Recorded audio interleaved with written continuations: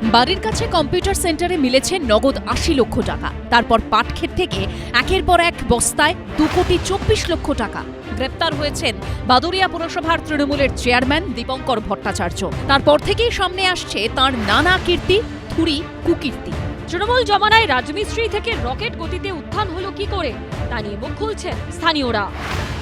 মারধর, খুনের হুমকি, ত্রাণ সামগ্রী লুট, আবাস যোজনায় কাটমানি, বেআইনি টোল ট্যাক্স, বেনামে চোলাইয়ের দোকান, লোটোর কারবার। বাদুড়িয়ার ধৃত তৃণমূল নেতার বিরুদ্ধে অভিযোগের পাহাড়। আমার কাছে টাকা নিয়েছে, ঘরের টাকা, এখনো পর্যন্ত আমি ঘর দেবে বললে এখনো দিইনি। আমার ব্যাংকে টাকা থাকে, সেই টাকাও আমার তুলি নেয়। সোমবার গ্রেপ্তার হয়েছেন উত্তর চব্বিশ পরগনার বাদুড়িয়া পুরসভার চেয়ারম্যান দীপঙ্কর ভট্টাচার্য।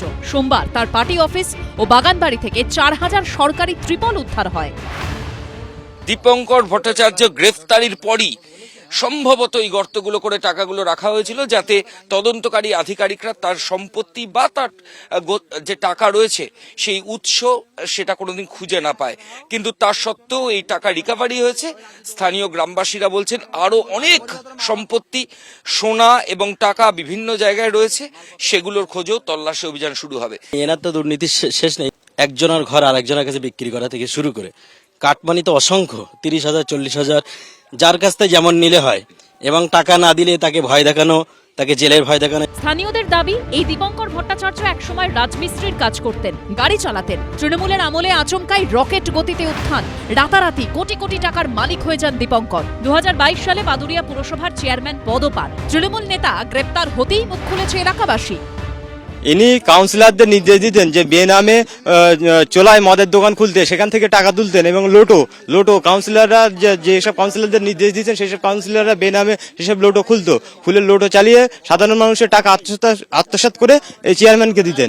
আশেপাশে যে জমি বিক্রি হতো সেই জমিগুলোকে যাতে বিক্রি না করতে পারে সেইভাবে প্রথমে চেষ্টা করে আটকে দিয়ে তারপরে ওর কাছে যখন শরণাপন্ন হয় তখন ওখান থেকে লাখে লাখে টাকা কাটমানি খায়।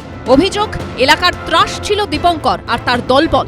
মুখ খুললেই জুটত মারধর, হুমকি। জানালে হুমকি দেয়, চেয়ারম্যানের লোকে যে হুমকি দেয় আমাদের মার্ডার করে দেবে, মেরে দেবে, এরকম হুমকি দেয়। পুলিশের ভয় থেকে তুলে নিয়ে যাবো। আমরা যেই বলতে যাবো পুলিশ দিয়ে তুলবো, এই ভয়ে আমরা কিছু বলতে পারি না, এবং আমাদের কণ্ঠ রোধ করে রেখে দেয় এইভাবে। রাজ্যে পালা বদলের পর সেই একদা দাপুটে দীপঙ্কর এখন শ্রীঘরে। তার আরও কুকীর্তি কি এখনো মাটি চাপা রয়েছে? তা কি সামনে আসবে? সেটাই দেখার। ময়ূক ঠাকুর চক্রবর্তীর রিপোর্ট, এবিপি আনন্দ। এবিপি আনন্দ, এগিয়ে থাকে, এগিয়ে রাখে।